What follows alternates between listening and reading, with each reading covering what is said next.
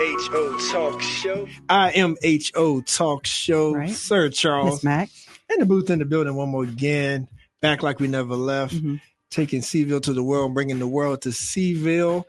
And so you know how to reach us. I am H.O. Talk Show on all your platforms. Tell a friend, because we are back once again with none other than our girl, soul sister. None other than Miss Tanesha Hudson. Right. Tanesha, hey, how you doing today? I'm doing good. It's been a while. It's been a while. Hey, look, Max, I feel like every time I pass Tanesha in public, I'd be like, we got to have you back. Yeah. And she'd be like, you know how to reach me. You ain't called me. Right. You know, and she right. Mm-hmm. All we got to do is reach out, and she is always here because she is definitely a voice for the people, and she is much appreciated for that. Mm-hmm.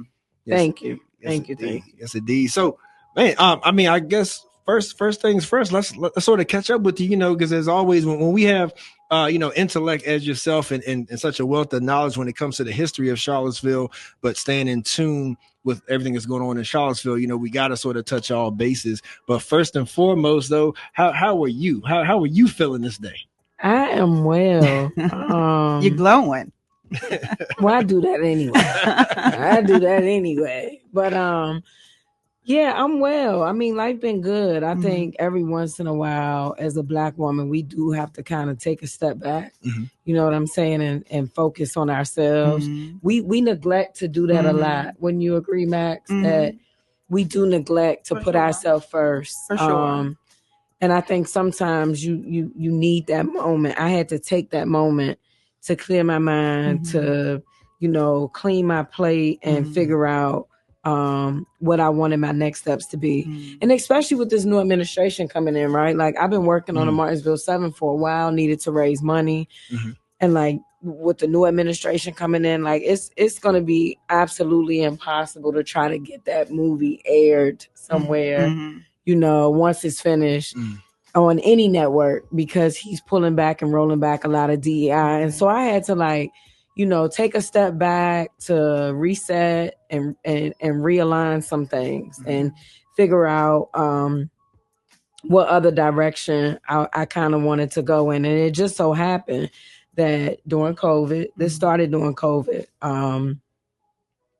the gun violence was already bad in Charlottesville. And so I probably was one of the only people telling people, get your kids. I remember. And so, can I interject something there? Yeah, because you are probably one of the few people who have a right to say that. And what I totally mean by that is that, like, there's a level of respect and like a relationship for some people for that to be acceptable.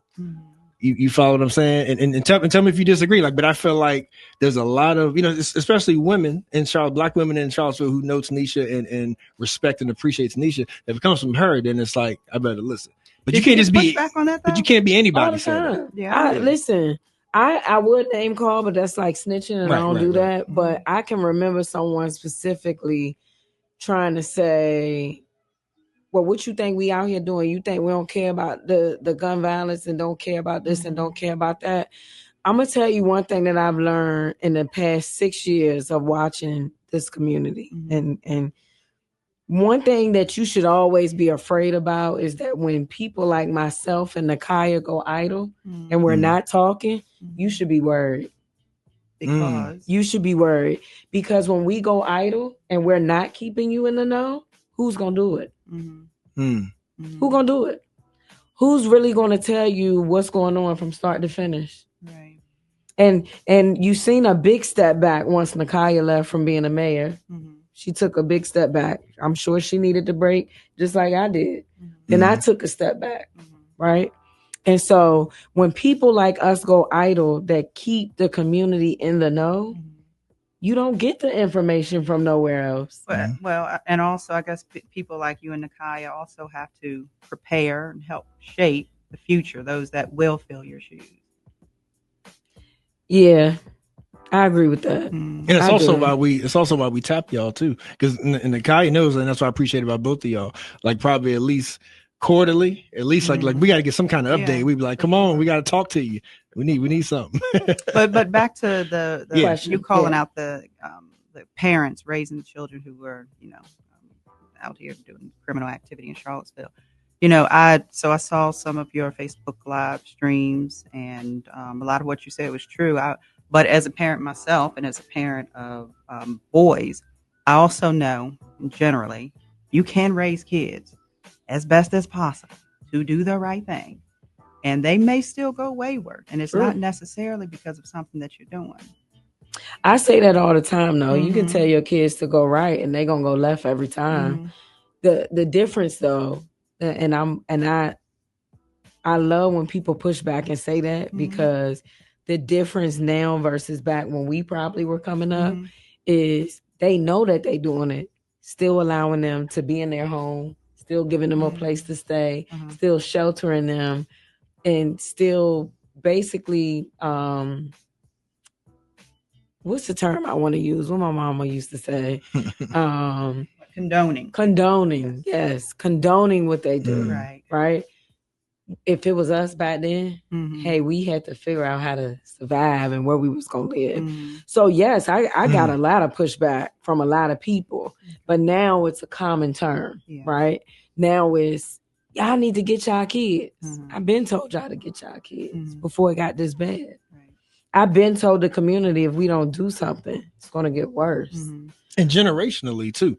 I feel like that's a big thing, because we I think all three of us are within the same generation, and so like it's just a matter of, for better or for worse, our generation, I feel like, wanted to be more friends with our kids or be more accepted by our kids. You know what I mean? And I'm not saying we don't know how to parent. We understand how to parent, but I think like some of us though kind of got carried away with that and went and it kind of got exaggerated, because then what happens is, if you're a friend first and not a parent first, then you're going to let things slide that as a parent you shouldn't let slide. Or are we overcompensating? Yeah.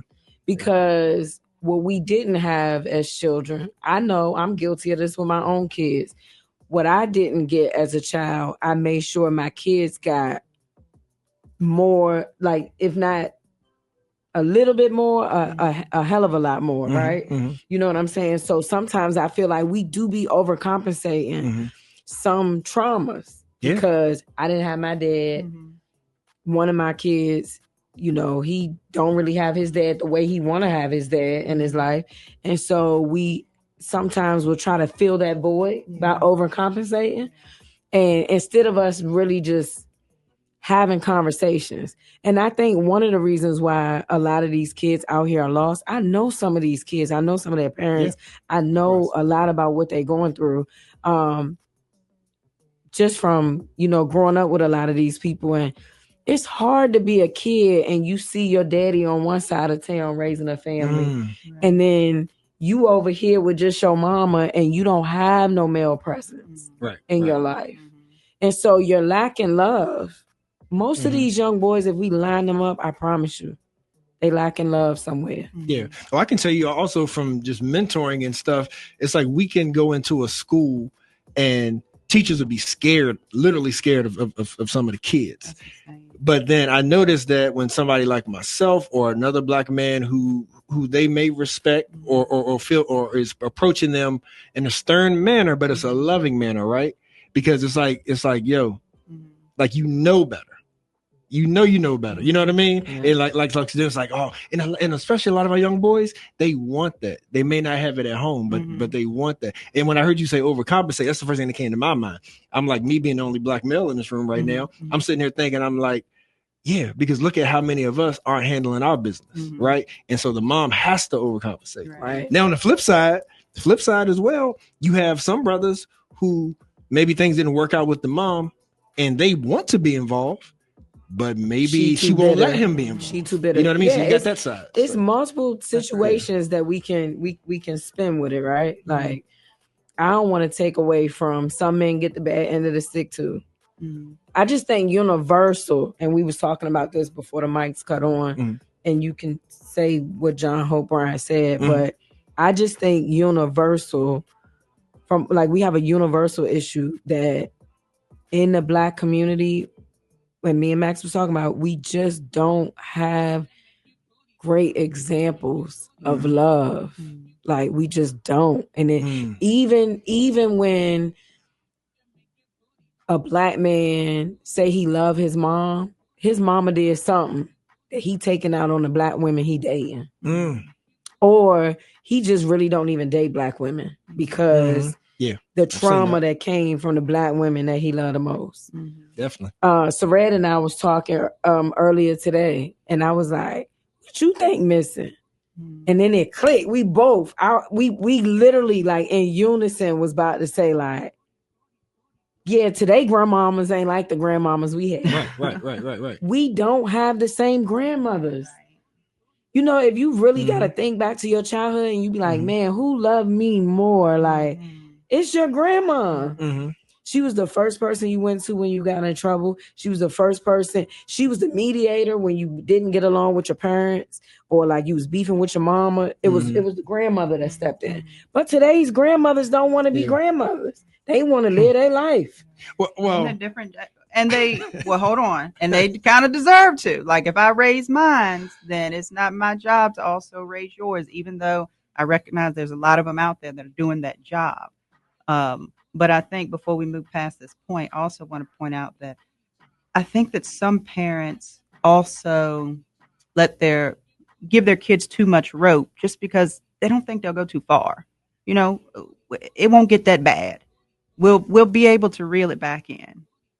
I don't want to be a helicopter parent. I'm telling you. Not the kids I know, Max. Some of these kids really are raising themselves. Like I don't think that I really don't like some of them really. I agree they got too much free time. We don't have enough programming though. Yep.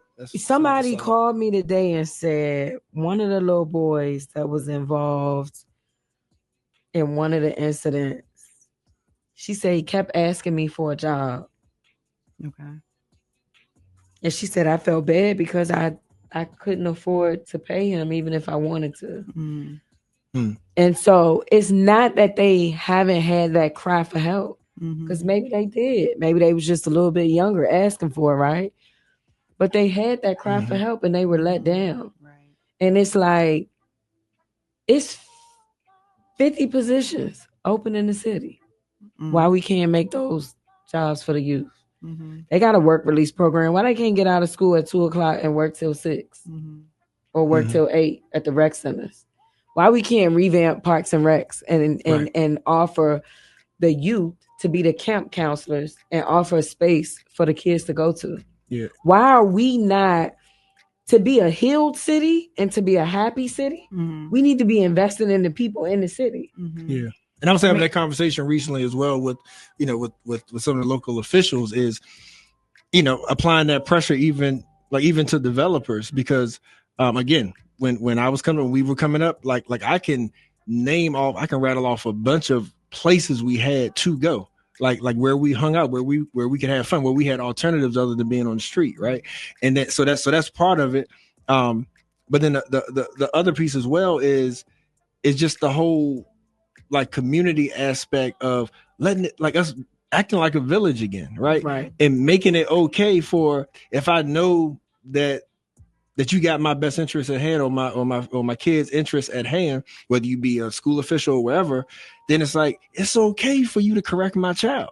Like, I feel like that's one of the biggest things that we're missing right now. Like people ready to fight you if you correct their child when they know the child's wrong. I mean, I do understand the sentiment in that point, Charles, but people so wild.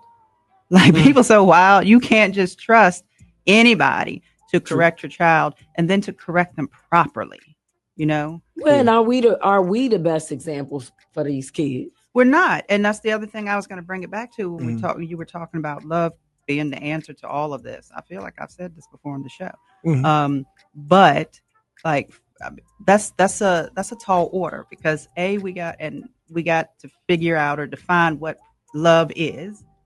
And then we got to fix that idea of it with the ones that are responsible for loving, these children, and then the ones that are responsible for love. Like, we got a mess. Right. And I don't know how you begin to grab the tail of that.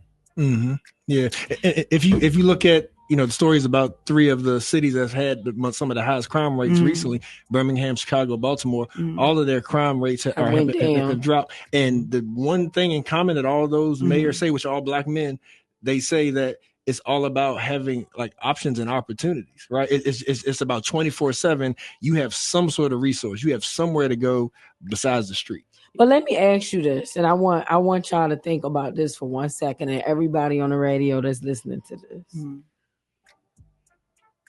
If you knew nothing about Charlottesville, right? We're not from here. We're not raised from nearby. No, none of that. And you know nothing about this city. And you enter this city as a Black person, right? You get a job. You got to move here. You got to find a place. And you basically have to build a life here. What about the city makes you feel welcomed? Do you feel welcomed in Charlottesville, being Black? Does anything in this city make you feel welcomed? I think it depends on who that Black person is, like what their stage in life is. That's not the question. It doesn't matter. Okay. You're a Black person. You got a job. You're moving here. You could be single or married. You could have children or no children. You can be young or old. Doesn't matter. Do you feel welcomed in this city in any way? What do you see when you walk around this city or you drive around this city? Right. What are you seeing that makes you and your culture feel welcome? Yeah. On any given day, it's not obvious. And on any given day, you are not going to feel welcome. Like, I would definitely say that. Like, I feel like that you got to stumble across the right space, the right person to be like, oh yeah, like we do this and we do that, and like come out on Thursday, come out on set, whatever the case. I feel like you got to stumble across stuff. It is not obvious, but I also don't think that that's anything that's specific to Charlottesville either. I feel like Charlottesville is a microcosm of a lot of cities and a lot of places. Like to where you'll have sort of the affluent folks, especially in college towns. It'll feel like it's all college towns. And then you'd be like, oh, the Black folk over there. Like you, and some people even be like, you don't want to drive down there. And I feel like I can go a lot of places, the same thing. Right. But you as an adult, if you feel that way as an adult, imagine being a child. Absolutely. So, and I hate that people say, oh, well, Charlottesville like other places, because I done been in some of the most impoverished towns, right? Like full of poverty all over the place. And I still felt Black culture. You could be down in the Delta in Mississippi. They poor as hell. I feel you. Oh, you still feel Black culture. They still know how to have a space, keep a space. Yeah. The culture is still present. Yeah. You know what I'm saying? You can go deep in the counties. You can go in Emporia. I feel Black culture in Emporia. And what's in Emporia?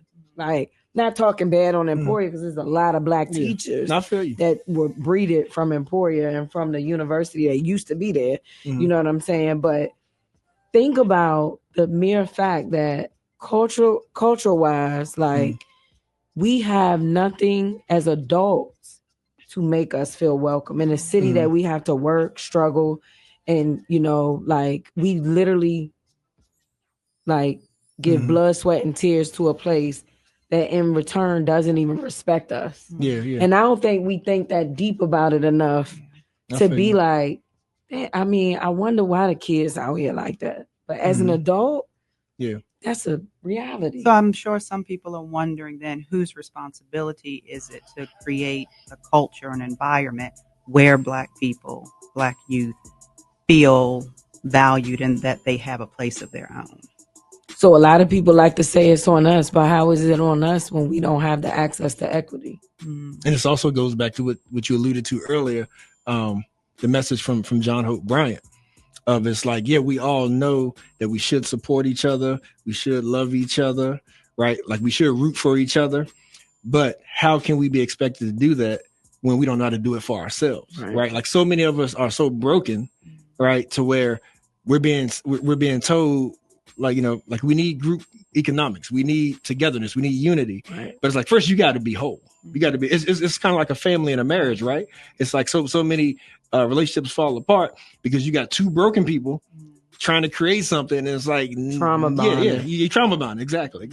So let's So about, I think that's it. I'm sorry to interrupt, Charles. Yeah. And so if, let's say, the resources were available, do we have the human capital, the community advocates who are willing and ready to work to then create that environment that you're talking about? I think we been had it.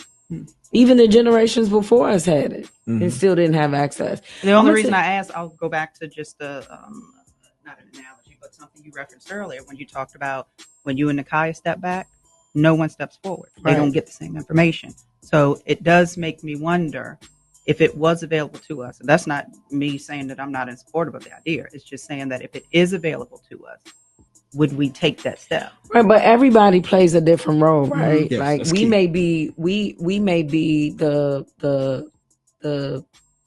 wealth of information, right? And that could be our role. We good at finding stuff out. We good at delivering it to the people that look like us. We good at getting to the bottom of things. We're also good at, pointing people out for not being, open, honest, and transparent, right?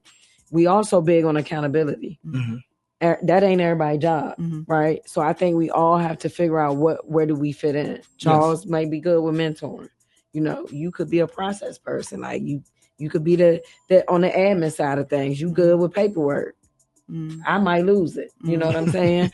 So it's really about like building a strong team of like everybody needs a red team. Like I don't care what type of work you do. There's a red team in everything. There's a red team. I work in tech. There's a red team in tech. There's also, knowing like what to put in your kids so that they know like, I want to be successful, but how can I be successful? And who's going to make sure that I'm successful? Like, it's one thing to just tell your kids, go to school, graduate, get you a decent paying job. It's another thing to tell your kids, I don't want you average. I want you great.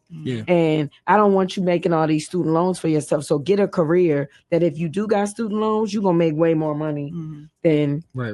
you're going to make more than what you owe in student loan. Let's say that. Right. So are we teaching our kids the path forward? Because some of us ain't really on the path forward ourselves. Yeah. Like you talked about being the examples. Yeah. And it's also like the system that we're feeding them to instead of going back to that village mentality. Because the fact of the matter is it's like once you're westernized, you start thinking like colonists, whether we want to admit it or not. Right. And it's like we so quick to push our kids out the house. But think about that, though. We pushing them into debt. Right. We're pushing them into a world they're not ready for. Something they can't afford. You know what I mean? So yeah, but in that whole, are we the example and are we setting an example? So not only that for us, for the kids, because they're watching us whenever we bickering and whenever we backbiting, they watching us. Right. And same thing for the adults though, because I like what you said about like we all are different and we all bring something different to the table. Like that's my number one thing is that it's like if we have an end goal and if we all care about our people and our community, I think the number one thing that hinders us is how we hate on each other when we really shouldn't be. And I'm not saying sometimes there's not bad apples that need to be pulled out. That's definitely true. But in general, it's like if we would root for each other and if we would be like, hey, that ain't my lane, but you got your lane and I see where you're trying to go with it. So, hey, I'm going to share your stuff. I'm going to support your stuff. But I feel like as long as we have this divisiveness, then we can always keep starting at square one because we need somebody to set an example. Like, right, that has to be good examples of saying, yeah, we can do this together. I can support you. You can support me. We may have totally different gifts and talents and different lanes, but we still can get to this destination. But what caused that divisiveness, though? And I think that's another thing that that's not a us problem. That's a systemic problem, right? Like white people know I'm gonna give Max 50,000, but I'm gonna give Charles 5,000. But in giving her this 50,000, she gotta do what I say, or do as I do, or like what I like.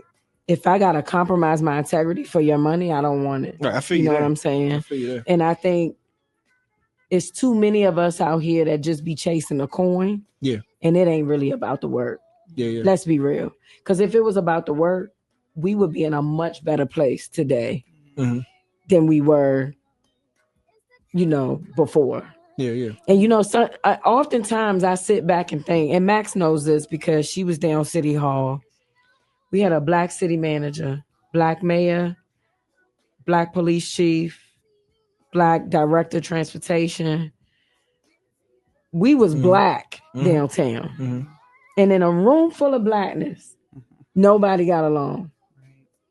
Yeah. And that goes back to what I was talking about before the mic was on.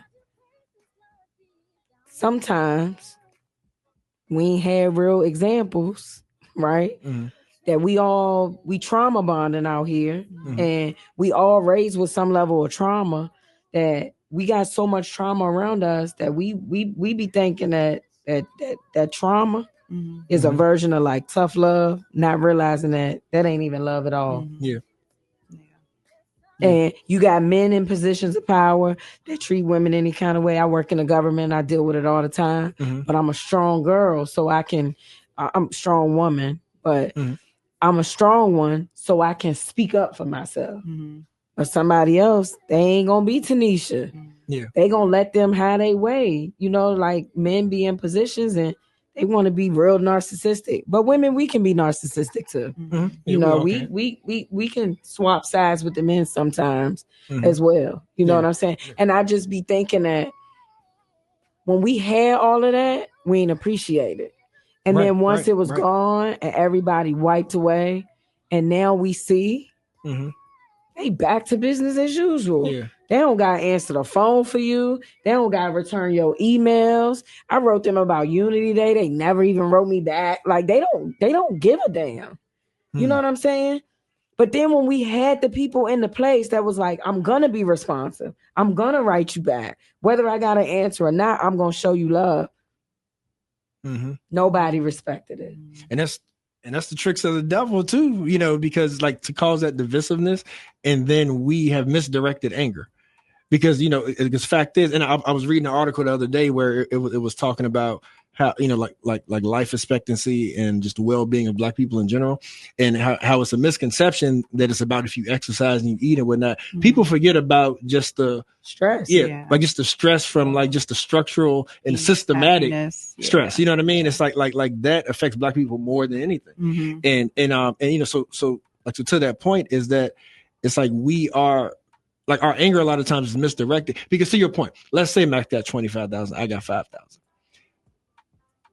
I hope someday we won't be so quick to jump on Max for that money.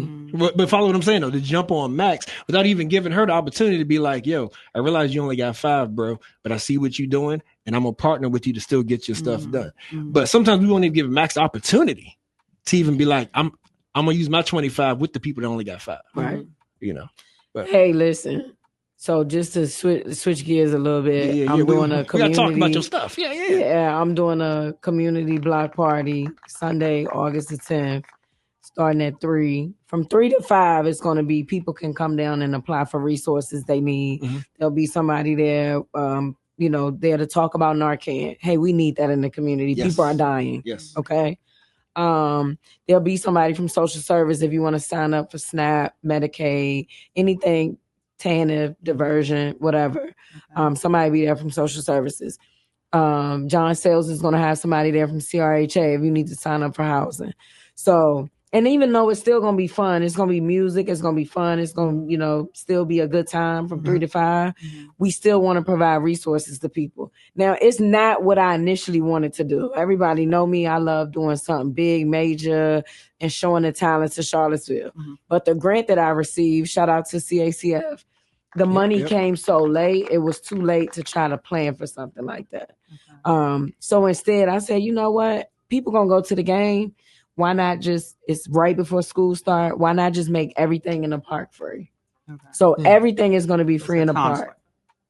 Thompson Park, 3 to 10-ish, right? Oh, so before and during and after the game. Well, it's going to end when the game ends, but I say that because, of course, I got to clean up, right? Gotcha. Okay. So Mary's there frying fish. You can get food free. I pay for all of that for free for the people because sometimes... That's why I asked that question, like, How does this city make you feel sometimes? Yeah. They don't even give us anything to feel appreciated. Yeah. No matter what you do in the city, I don't care who you are, you get no level of appreciation. We the only city. We don't even have a jazz festival. We don't have a Browns Island. We don't have no real, and I don't mean, let's stop saying that we got festivals and we don't get nobody famous that come here. A festival is when you have a celebrity, okay? The Jazz Fest in Baltimore, they have multiple R&B artists perform. The Jazz Fest in Hampton, multiple celebrities that perform. They do an R&B fest in Hampton, multiple celebrities perform. We don't have that. Okay. And so we don't have no real set of events that's for us. But it's still cool to celebrate your local culture, though, right? It doesn't have to be celebrity. No, but what I'm saying is, what does our city invest in? Oh, I agree with that. Right. Because so other it's places, not, I don't want to, don't take that as me throwing shots to people doing the work. No. But what is the city investing in to say, this is how we're going to incorporate the Black culture in Charlottesville? Exactly. Yeah, because those other places have revenue streams, like they can front that money for the people. So, so we need people locally who can invest that kind of capital. Right. I do wonder, I do have the question of how much or how many things the city would be interested in supporting, interested in investing in, if those ideas are propositioned to them. They have been, and they denied them. Yeah, she's been talking about jazz festival for a long time. Okay. Yeah, I know that. They have been. They denied them every time. And do you get an explanation, or it's just kind of like, no, it doesn't work for us? Yeah, I haven't really. Well, again, I tried to bring Unity Days back. They didn't want that, and I was like, Unity Day. I don't think the city. Shout out to Brian Wheeler, for even thinking of that idea, but I don't think the city paid attention to how great that could have been for Charlottesville. It was a slew of events every summer. Everybody basically made money downtown. You complain that the businesses complain they're not making money. The businesses complain there's too many homeless people on the downtown mall. They wasn't complaining that year that they made money though. Every month from May until August, there was an event at that pavilion. And every event, they got all the restaurants was making money. The local businesses was making money. And I'm like, yeah, we got a lot of Black events out of Unity Days, right? Made in Charlottesville was one. But you got smaller events, right? But everybody was happy. Everybody had something. Everybody had something. It contributed to every piece of culture in the city because everybody could bring something to the table. So why would you get rid of it? Why would you let it go? Yeah, it's generating revenue for your city. It's generating business revenue. People got to eat when they hang out. So I wonder if the argument would be that by continuing to the events of Unity Days, it in some way continues to commemorate or recognize a stain on this city that people are trying to grow from or heal from or not be identified as. That stain's still going to be here. It never leaves. Every year, different news people come to Charlottesville to talk about what's happened since 2017. And the only people that want to remove the stain is the people who want to continue business as usual. You can't tell a person if they lose somebody they love, you lose your husband, you lose your child, you lose your parent, you lose a family member. How you gonna tell somebody how to grieve? Because guess what? People are still grieving from that day. People don't just heal overnight. And so the only people that continue to say, we don't want to be remembered for 2017, those are white people that don't want to give us anything anyway. You don't want to remember that day. Because 90% of them was in a position to make it different and they chose not to. And they don't want to remember that. They don't want to be called out for that. They don't want Charlottesville to be stained, but the stain remains. You do nothing for us. We pay our taxes. We go to work every day. We contribute to the city. Yeah, it may only be 9% of us, but we do our due diligence in this city. So why do we have nothing? And the same goes for Albemarle. Let's not let them off the leash either, right? UVA, both of them. All of it. Like Charlottesville, Albemarle, UVA. First of all, if they would kind of unite on the front to do more together, have more of a regionalized system in many ways, yes, it needs to be monitored, but UVA is taking over the city and pay no taxes. Right. They give us nothing, but we give them everything. They gave them, what was it? Elsom Street that year in 2017. What was that street? Brandon Avenue. Okay. Remember they signed off the Brandon Avenue. I know Nakaya fussed about it for a while. You continue to give them and not make them pay. Remember, she made them pay. The most pay. Recent hit is the federal building, right? Right. And I personally wonder whether or not that idea, it may be due to different reasons, but if that deal fell through, because we wanted to make it a preschool. Yeah, we never know. It also depends on who manages it. But you how they're gonna use it. You raise like a worthy argument. I don't think that city as a whole is given enough, place enough value on how much investing in events, activities, culture, people, creating spaces for people to hang out. Like these young people literally have no place to go. So what do they say about an idle mind? That I don't think that they place enough value on, because there's nothing for anyone to do other than what? Your retirement, people in that age group, UVA students, wealthy people, other than them, because you got your wineries and different things like that. There's nothing for us to do. Or you can pay to spend the weekend out of town. Right. So then what else?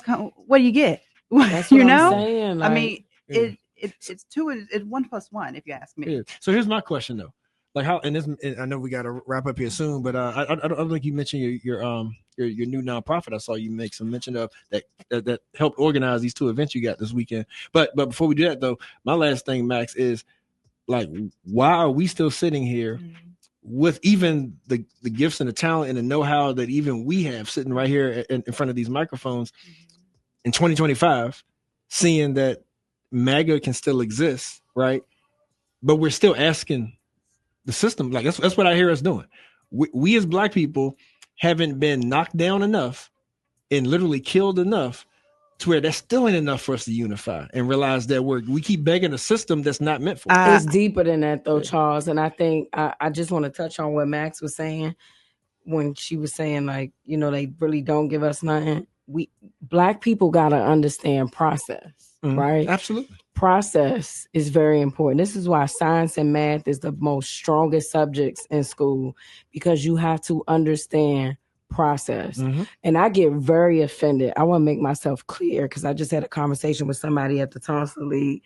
He was white, and he kept trying to beat out of me, well, how do white people get Black people reparations? How do we do that? How do we... The same way you fund a war, the same way you fund anything, the same way you sit in the School of Commerce at UVA and you build an economic strategy to determine what real estate would be worth in the 1920s and what it's worth today in 2025. What is the difference with inflation rates, right? Yep. Process is so important, and I think this is why we lose all the time. We haven't figured out the process, right, of how they're able to do what they do. It's a lot deeper than money, because you could give every Black person in this city $100,000. Most of them won't have it in 6 months. I feel you. So the process part of understanding how they get money, how they retain the money, how they rinse and wash the money with nonprofits, tied to institutions. Yo, it's so much that we're missing. Yeah. And that's why we still sitting here. Because if one of us knew that process and how to incorporate it with nonprofits, an institution, a business, a community collaborative program, right, we'd be winning too. Not to mention if we was like the leader of MAGA, Donald Trump, right? And we got millions of dollars in SBA business loans and we filed bankruptcy 10 times, we'd be rich too. Yeah. But Black people only make up 9% of SBA loans. Yeah. Now I totally feel you. It like the only part where I will like diverge from it is that like you're always going to have strategic and you're always going to have tactical people, right? So someone with the intellect such as yourself can sit and learn it and map it out. But like we can't expect all, we can't expect all of us to be at the table and be able to do that. Some folks just going to be like, hey, when you figure it out, you tell me what to do. Right. So I feel like there's still a big part of it is that it's still about learning to love ourselves to be able to love each other, right? Because there has to be a point to where we just trust to be like, all right, you're going to go figure that out instead of it being like, oh, look at you. You think you better than me kind of attitude. You know what I mean? Like, so I still feel like that's still our problem. But we territorial like that though, Charles, because we come from nothing. And so when we come from nothing and we don't have any type of process that we control, we then become territorial over places like West Haven or First Street or Garrett or 6th Street or Prospect. We territorial of what we know. And so that's why a lot of these kids are out here the way that they're out here. They territorial over things that they don't even rightfully own. Even know. Yeah. Right. And so because, and this is more of a male thing, I would say, than a female thing, because they're so territorial and have no power anywhere else. The one place I can have power is my neighborhood. Exactly. I can be that one in my neighborhood. Or I can be that one out of my friend group. Yeah. And so when we teach kids or we expose them, right? Because exposure is everything to children. You have to expose them to different. You expose them to seeing better. You expose them to going skiing, even though they never even thought about going on a resort. I went skiing for the first time in 43 years in January. Had a ball.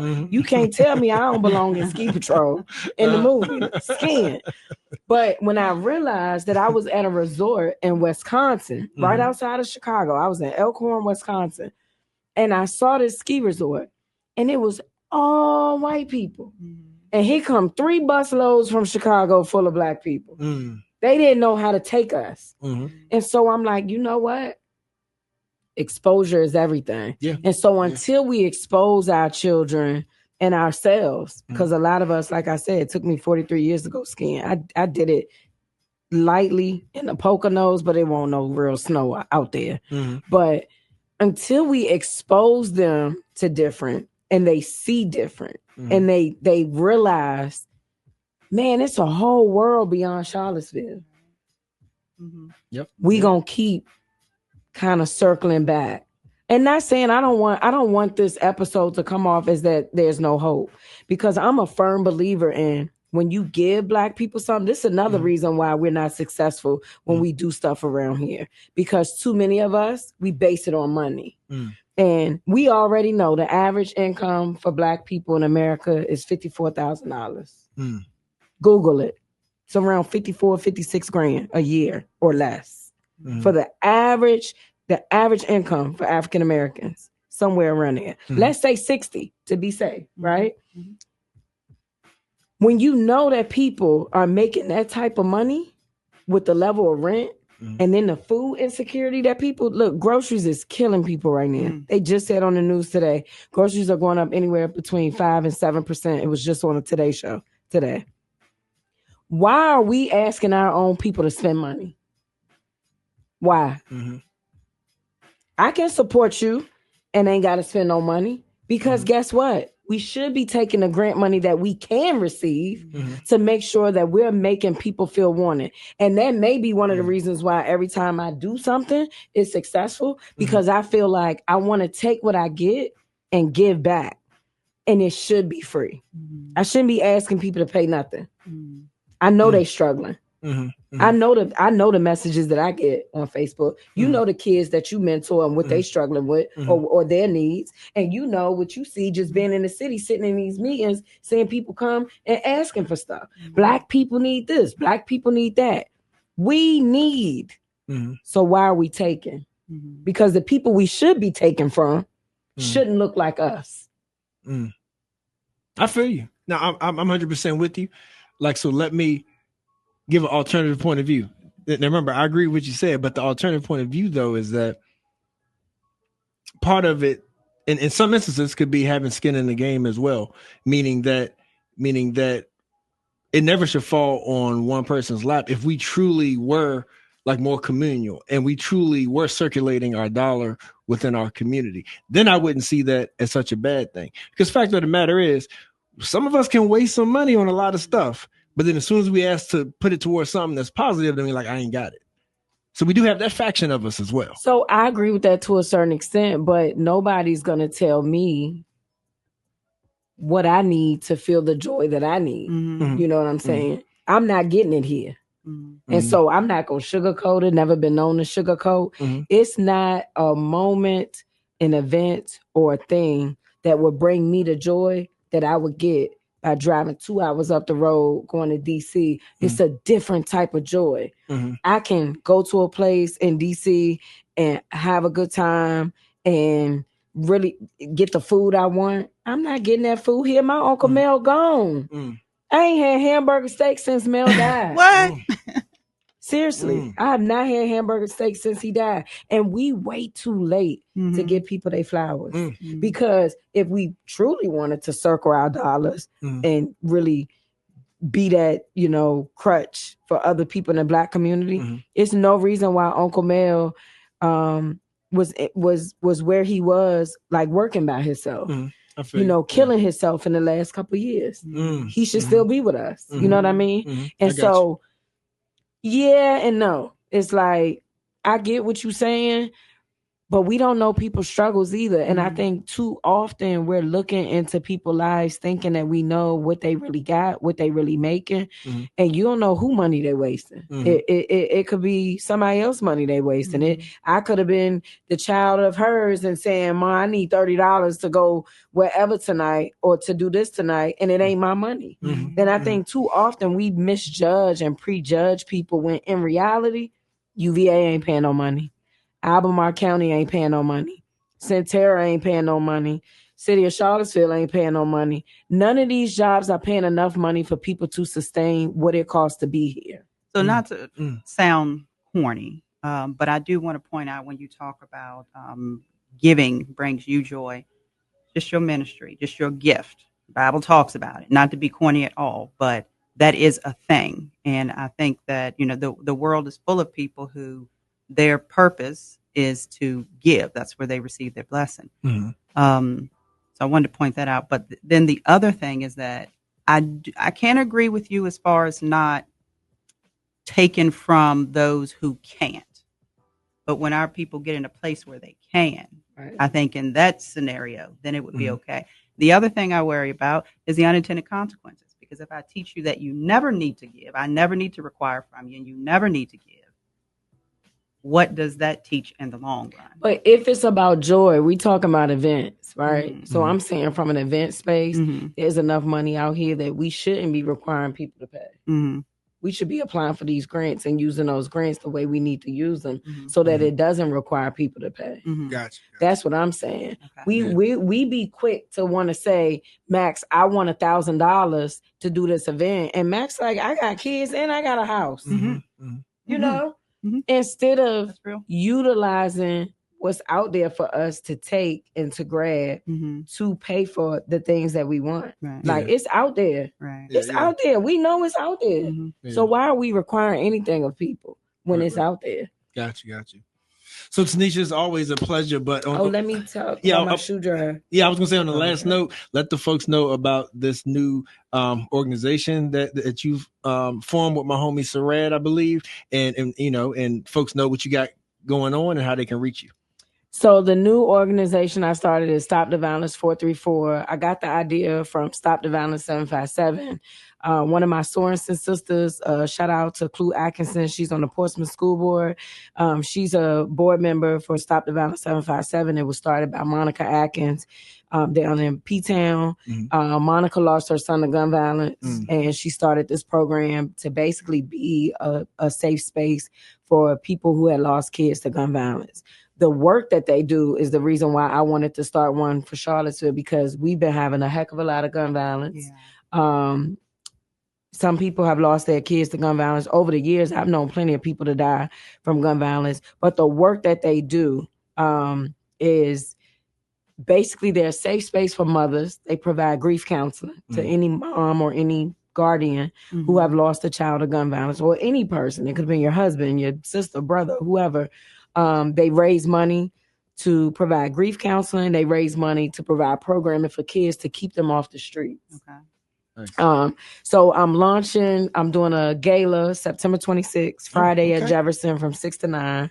I will have tickets up pretty soon, so I can, basically sell the tickets to raise the money, to give the money to supporting AAU teams, dance teams, cheerleading, whatever a child want to do to keep them out the street, and grief counseling for the parents.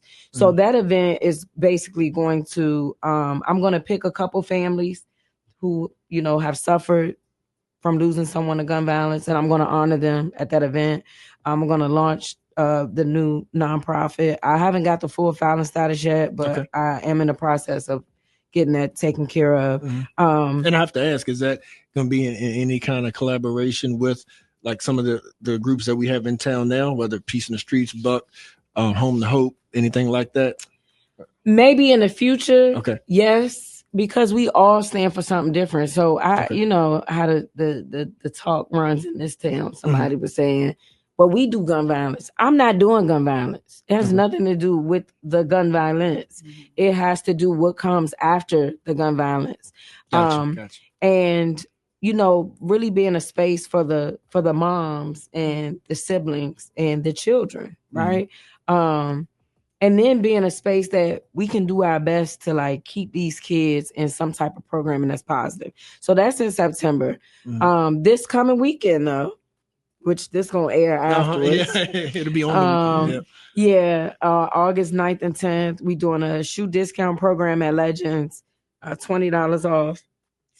Any shoe in the store. So if y'all gotta go school shopping, please come out there while supplies last. Tell your name. You just come out there. Okay. If you buy something, you getting $20 off. Tanesha said she got 20 on it. If you got 3 shoes, $20 off those shoes. The first come, first serve. Like it's to help. It's to help these kids go back to school and feel positive about going back to school. And then we got free t-shirts as well. Saturday, that's starting at 11 at Legends Sporting Goods on Seminole. Shout out to Jess for partnering with me to do this. And then Sunday is just a community block party. I literally just wanted to make everything free. Like what people normally would pay for in a park, I didn't have enough time to plan for it to be the way I wanted it to be. So I say, you know what? I'm not going to pull out. I'm just going to take some money and make it free. So you could come down, you can get free water ice, you can get free fish. The DJ coming. This is my brother. He from WKYS in DC. Wanted to do a little something different. He used to be Wale DJ, and most people know I want to bring like some type of entertainment every time. So like he's fire. Like people gonna dance. And then he engaged with the crowd enough. So I got him coming. Everything free. Come out, eat, get you something to drink. Hope and Wegmans, Kroger's, Food Line, somebody, Giant, Trader Joe's, somebody donate some water. So we can have some waters. If not, I'm going to buy $200-$300 worth of water. But I just wanted us to come out and fellowship and it be something positive for the kids before they go back to school.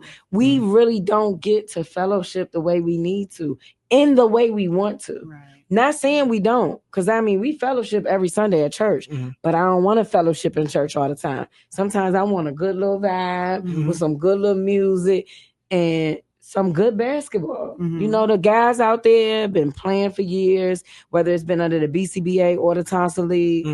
And I don't think that they've ever really had a banquet. And so I'm buying them different food than the food that I'm giving the community. Nice. So they'll have different food on the inside of the rec center, just as a way to say thank you, because I don't think they realize as basketball players, those little kids, it's a little kid somewhere looking up to you that want to be you, you know? And I think it is about being the example, you know, and setting the example. But it's also about making people feel appreciated and wanted in a community that they work so hard to remain in. Because we could get back to the Great Migration days and just start migrating to Jackson, Mississippi, and everybody know how to pay the little rent that it costs to live down there, you know, or move to the Midwest. But we're choosing to stay in Charlottesville. And by us choosing to stay in Charlottesville, we need to make sure that we have a space and a place that we can fellowship, that we can get near each other and it not be an issue. And don't worry, police gonna be there. It's gonna be safe. We're not worried about nobody coming with guns. Right. If you do, they gonna be there waiting on you. Yeah. So all right. So and how do people reach you if they want to support and whatnot? How can we get in touch with you? Facebook, Tanesha Hudson. You can reach out to me, and most people know my number, but I ain't about to put it on this air. No, we got you. Hey, I didn't know if you had like an email. You got the business email. I do, but I listen. The way them emails be coming for the businesses I run, I want to stay away from that. Facebook me. That's the best way. Got you. Well, Tanesha, thank you as always. Keep up the great work, and you always got a platform here. I appreciate y'all. Thank y'all. And that's Tanesha with an E, not an I. There you go. All right. Take care.